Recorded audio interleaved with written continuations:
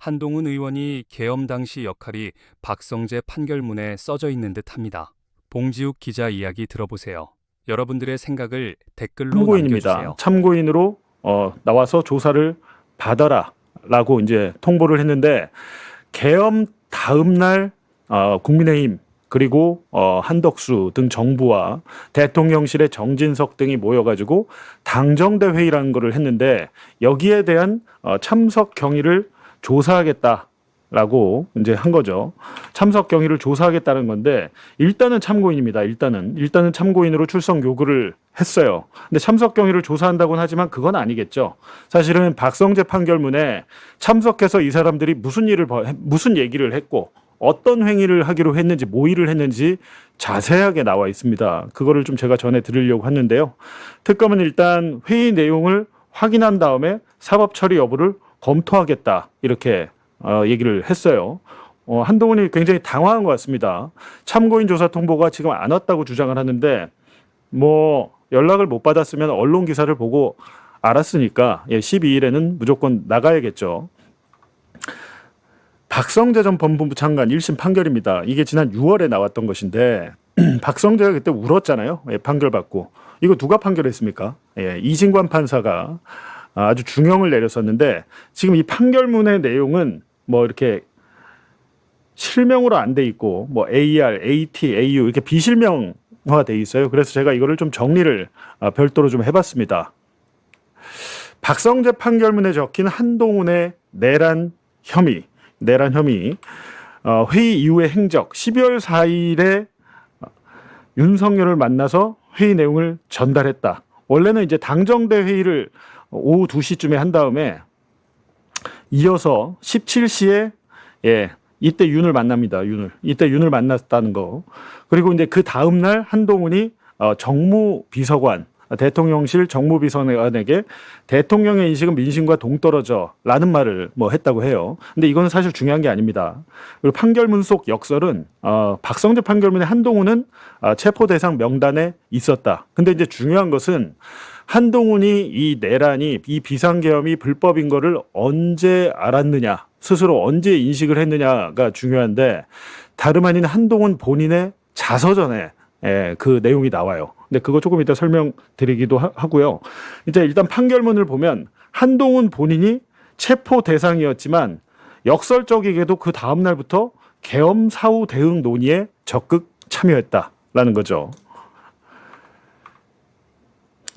계엄 다음 날 오후 2시부터 3시 30분까지 회의가 열렸습니다. 서울 삼청동 국무총리 공간에서 열렸고, 계엄 이후 전국 대응 방안을 논의를 했어요. 많은 사람들이 이날, 뭐 나경원도 있었고 여러 사람이 있었는데, 박성재 법무부 장관도 국무위원 자격으로 참석을 했습니다. 그렇다면 무슨 얘기를 했을까? 참석자는 이제 좀 전에 말씀드렸듯이 굉장히 많은 사람들이 10여 명이 참석을 했고, 추경호도 있었고, 나경원, 김기현도 있었고, 뭐 비서실장, 안보실장, 정무수석, 민정수석, 윤석열 빼곤 다 모였어요. 주요 인사들이 모였는데, 이때 모여가지고 무슨 얘기를 했나 봤더니, 이제 판결문에 보면 내각 총사퇴를 요구하거나 김용현 국방장관을 자르자, 윤석열을 탈당시키자, 윤석열의 직무정지. 근데 이제 이게 중요하죠. 윤석열의 직무정지나 탄핵 요구는 보류를 했다는 겁니다. 보류. 이게 중요합니다. 정작 해야 될 거는 이거를 했어야 되잖아요. 이거를 했어야 되는데, 그러니까 해야 될 일은 안 하고, 이거를 했다면 지금 불려갈 일이 없죠. 이거를 안 하고 나머지 이런 쓸데없는 짓들을 했다라는 거죠. 좀 더 이제 구체적으로 보면 판결문에 훨씬 자세히 나와 있거든요. 이때 이제 중요한 것은 윤석열의 방어 논리를 이 사람들이 만나가지고 모의를 했다는 거예요. 윤석열의 방어, 어떻게 방어할 것인가? 방어. 윤석열의 하야는 안 돼. 탄핵소추 안 돼. 그리고 특검 수사 대응을 우리가 해야 돼. 논리를 만들어서. 이 얘기는 뭡니까? 윤석열을 지금 보호하고 있잖아요. 보호하고 있고. 그리고 경찰, 군, 김용현의 그러니까 책임을 김용현이나 뭐 조지호 경찰청장에게 떠넘기는 방안이 논의가 됐어요. 그리고 그러니까 결과적으로 이것들은 계엄의 합리화나 정당화하는 논리를 개발을 하는데 한동훈이 여기에 있었다는 겁니다. 이 자리에 있었다는 거예요. 그럼 한동훈이 무슨 얘기를 했을까? 한동훈이 이날 박성재 판결문이 없었다면 우리가 한동훈이 이 회의에서 무슨 얘기를 했는지 몰랐을 겁니다. 언론도 몰랐어요. 근데 박성재 판결문에 이진관 판사가 한동훈이 무슨 얘기를 했는지까지 적어놨습니다. 계엄의 정당성과 이유를 논리적으로 구성해야 된다라는 얘기를 한다거나 국민을 설득할 수 있도록 대통령이 윤석열이 국민에게 기자회견을 열어서 설명을 해야 된다. 그러면서도 윤석열이 자기 주장만 하면 안 된다. 이 얘기는 뭡니까? 윤석열이 기자회견을 해서 설득을 할 수 있어야 된다. 설득의 논리가 있어야 된다라고 구체적으로 방안을 제시합니다. 그래서 이제 윤석열이 직접 국민에게 설명을 하고 이 얘기는 뭡니까? 설명하고 넘어가자. 그냥 어물쩍 넘어가자. 이렇게 주장을 했어요. 이 사실은 아무도 몰랐죠. 아무도 몰랐는데 특검의 수사 기록을 이진관 판사가 꼼꼼히 다 분석을 해가지고 시간대별로 이 사람들 참석자들이 무슨 얘기를 했는지 판결문에 적어놨기 때문에 우리가 알 수 있었던 겁니다. 당시에 이제 이 사람들이 또 모여서 계엄 선포 이유를 만듭니다. 윤석열한테 물어보지도 않고 자기들끼리 모여가지고 계엄 선포 이유를 조작을 해요. 계엄 선포 이유를 조작을 합니다. 야당의 의회 폭거가 헌정 질서를 문란하게 한 것이다. 야당은 민주당이겠죠. 그리고 대통령이 편안한 날 없이 분노했다. 맨날 대노했잖아요. 그죠? 근데 오랜 고뇌 끝에 정상화를 위해서 계엄을 결심했다. 정상화. 이게 누가 들으면 뭐 아무 문제가 없는 줄 알겠어요. 이 정상화를 위해서 했다라는 건데 그 정상화를 위해서 비상계엄을 결심했다는 논리를 이 사람들이 여기서 조작을 한 겁니다. 조작을 했다. 엄청난 범죄 행위가 이때 이루어져 있었던 거죠. 이거는 내란 특검에서 왜 이 부분을 제대로 수사 안 했는지 모르겠는데 이미 판결문에 적힌 것만으로도 내란 관련 혐의로 엮어서 다 기소를 할 수 있는데 이걸 기소하지 않았죠. 내란 특검이. 그렇다 보니까 이진관 판사가 꼼꼼하게 판결문에 다 써놓은 겁니다. 당정대 회의가 끝나고 12월 4일에 끝나고 곧바로 윤석열과의 회동이 이루어집니다. 처음에는 당정대 회의는 그 한덕수 국무총리 공간에서 오후 2시에 있었잖아요. 오후 2시에 있었는데 곧바로 3시간 후에 오후 5시에 대통령실에서 회동이 이루어집니다. 이때 윤석열, 한동훈, 한덕수, 추경호 이렇게 4인이 만나요. 4인이 만나가지고 또 한 얘기들이 있겠죠. 이게 수사 기록에 있을 텐데 지금 여기까지는 내용이 안 알려져 있어요. 근데 아마 특검은 파악을 했을 것 같아요.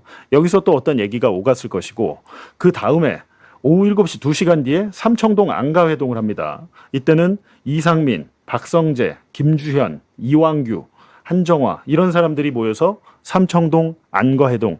그러니까 12월 3일 비상계엄 다음 날 새벽 4시에 비상계엄 해제 의결 국무회의가 되고 아주 긴박하게 계속해서 회동이 이루어졌어요. 근데 이게 그냥 무슨 이루어진 회의가 아니다. 불법 내란이라는 것을 뻔히 다 알면서도 이 사람들이 방어를 하기 위해 논리를 조작하기 위해서 계속해서 뭔가 이런 모의가 있었다는 겁니다. 당정대 회의 뒤 윤석열을 직접 한동훈이 면담을 했잖아요. 용산 대통령실에서 계엄 해제 이후 수습 방안은 이제 요 정도만 지금 알려져 있는 겁니다. 계엄 해제 이후 수습 방안을 논의했고 당정대 회의 결과를 전달했다 이렇게 돼 있어요. 이렇게 돼 있는데 당정대 회의 결과 아까 당정대 회의는 무슨 내용인지 판결문에 나와 있다고 했잖아요. 근데 논리를 만들어서 윤에게 주입을 시키러 간 거죠. 윤에게 주입. 가르쳐 주러 간 거예요. 이렇게 해야 된다라고 주입을 하고 1시간 이상 면담을 했습니다. 계속해서 한동훈이 이 자리에 있었던 것이고 이날 윤석열을 면담한 뒤에 한동훈이 기자들에게 밝힌 내용입니다. 12월 4일 밤 10시 30분경 국회 비상의원총회장 앞에서 윤 대통령에게 탈당 요구를 자기가 전달을 했대요. 이게 중요합니다. 탈당을 해라 라고 전달을 했대요. 그리고 당정대 회의에서 논의한 결과를 전달했다라고 얘기했고, 근데 여기서 중요한 것이 뭐냐면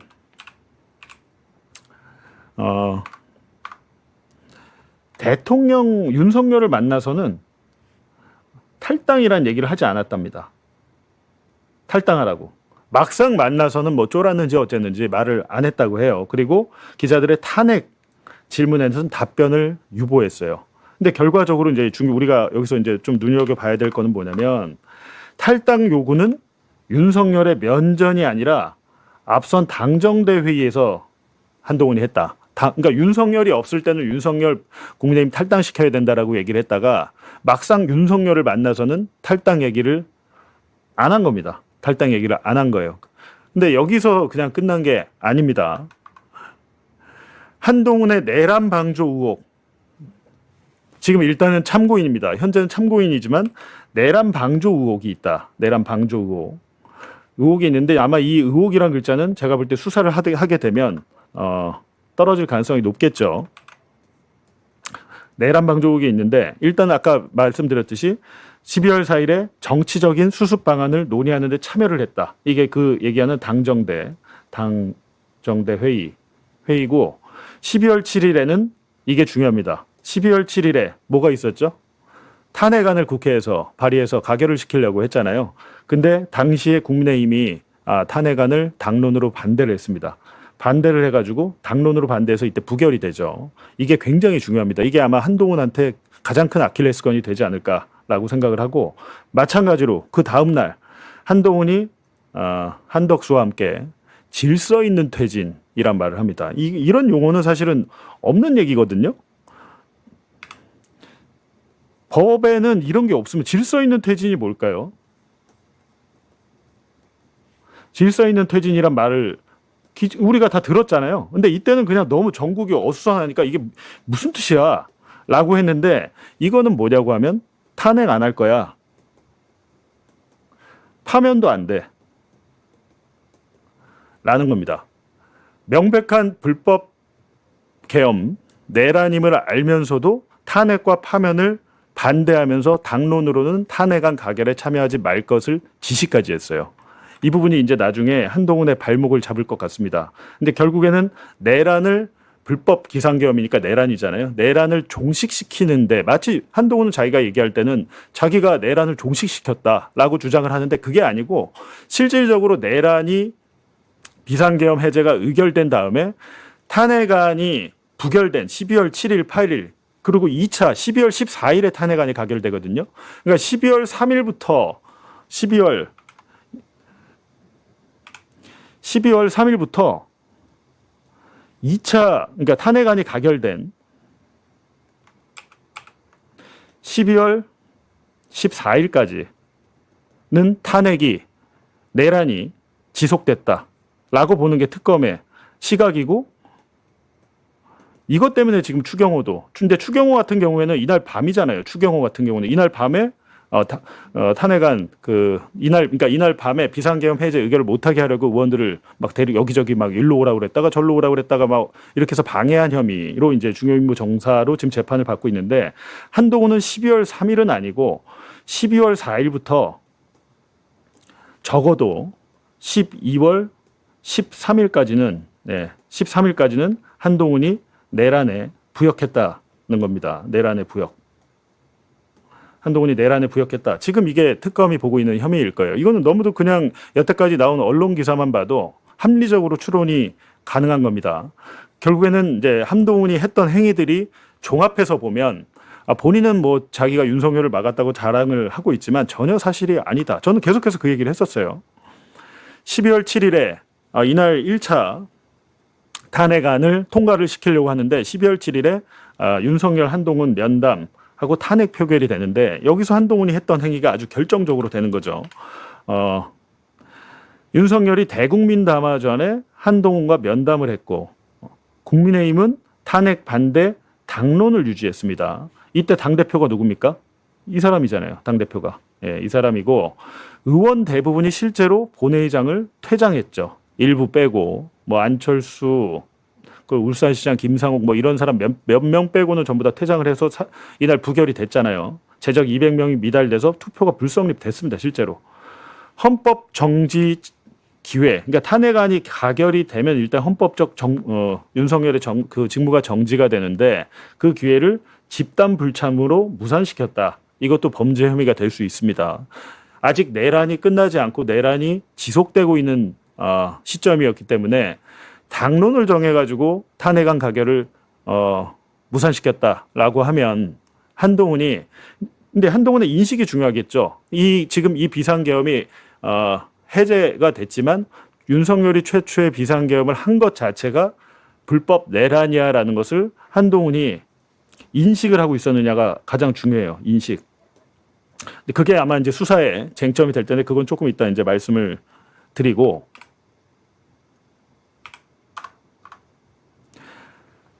갖고 이제 탄핵 대신에 한동훈이 계속 이때 당시에 얘기했던 게 탈당.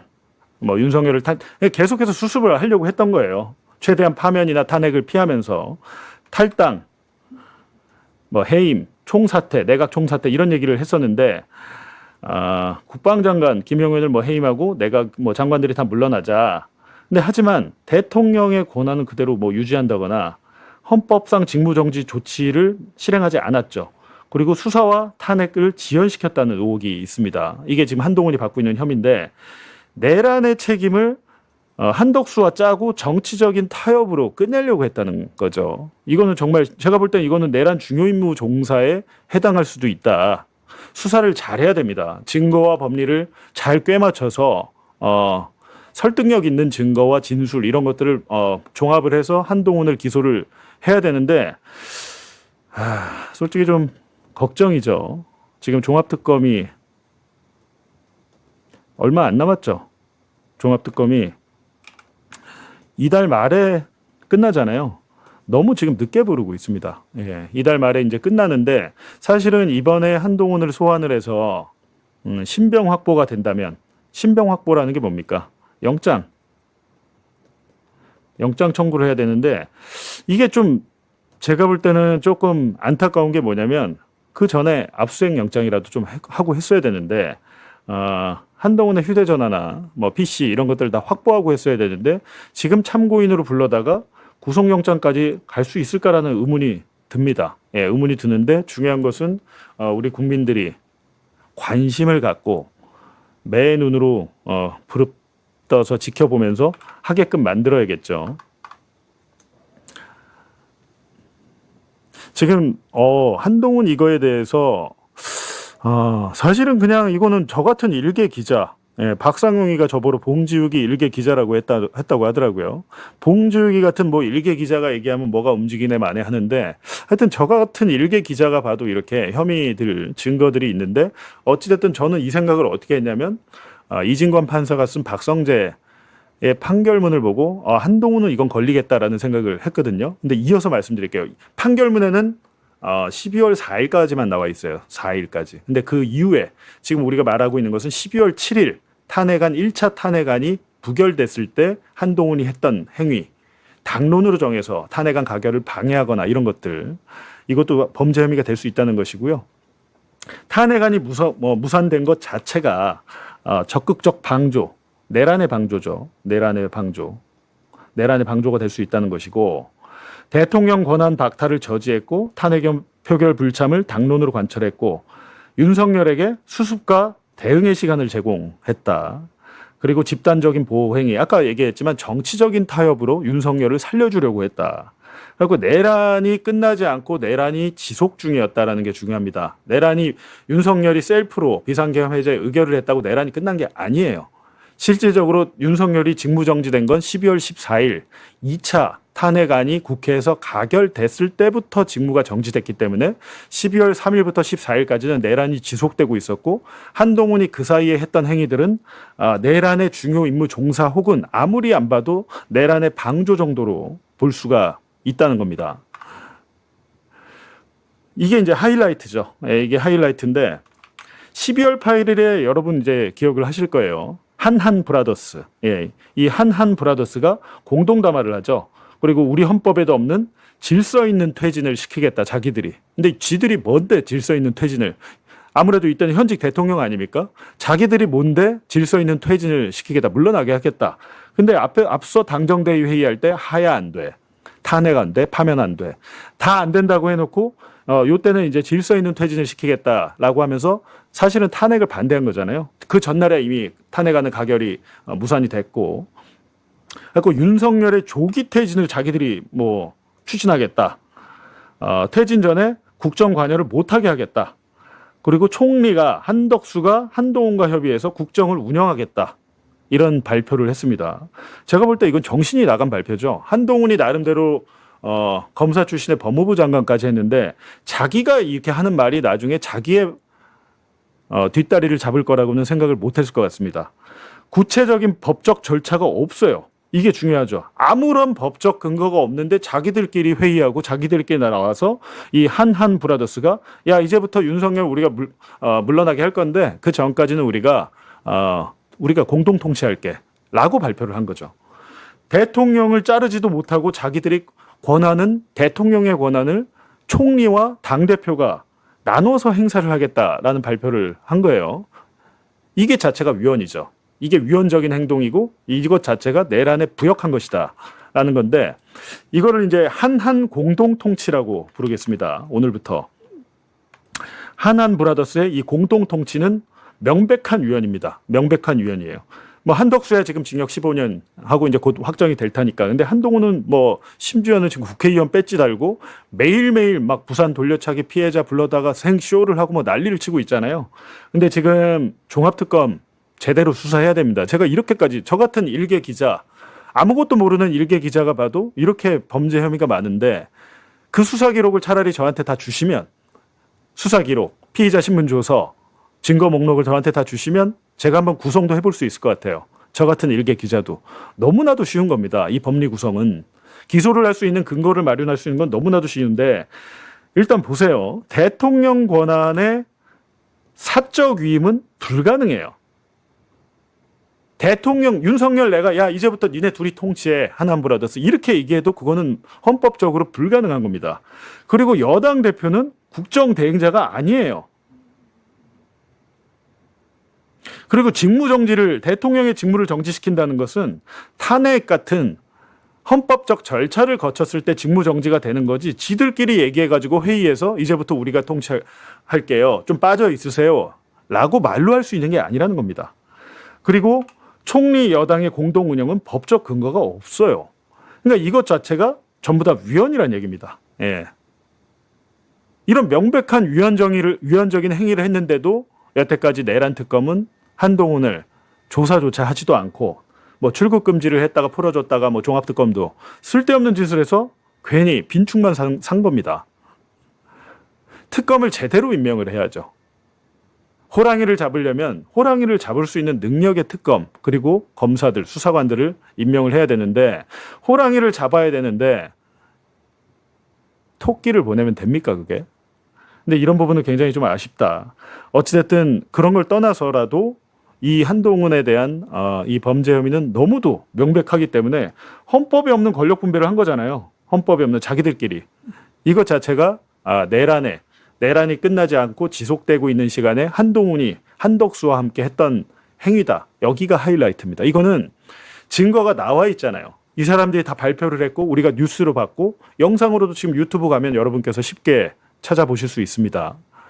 한동훈의 내란 혐의는 증거가 너무나도 많이 이미 나와 있다. 존재하고 있다. 그리고 아직 우리가 모르는 일들 윤석열을 만났을 때 무슨 대화를 했는지 당정대회 때 뭘 했는지 이런 것들은 특검의 수사 기록에도 다 있을 겁니다. 예.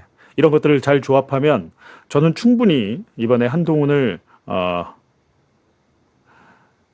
기소를 할 수 있을 것이라고 보는데 일단은 참고인 조사로 통보를 했다는 겁니다. 참고인 조사로. 근데 여러분은 저만 이렇게 생각하는 건가요? 여러분은 지금 어떻게 생각하시는지 모르겠는데 어찌됐든 저는 여태까지 저뿐만이 아니고 많은 분들이 지적을 했어요. 아니 한동훈이 한덕수와 함께 명백한 위헌적인 행위를 했는데 저걸 그냥 놔두냐라고 이제 법률 전문가들 많이는 아니고 극소수가 주장을 했는데 거기에 대해서 그냥 수사를 안 해버리면 그냥 끝나는 것처럼 돼버린 거죠. 그래갖고 한동훈의 혐의를 한번 다시 한번 정리를 해보면 한동훈의 내란 방조 혐의는 실제 입증이 굉장히 이제 중요하다는 거예요. 중요하다.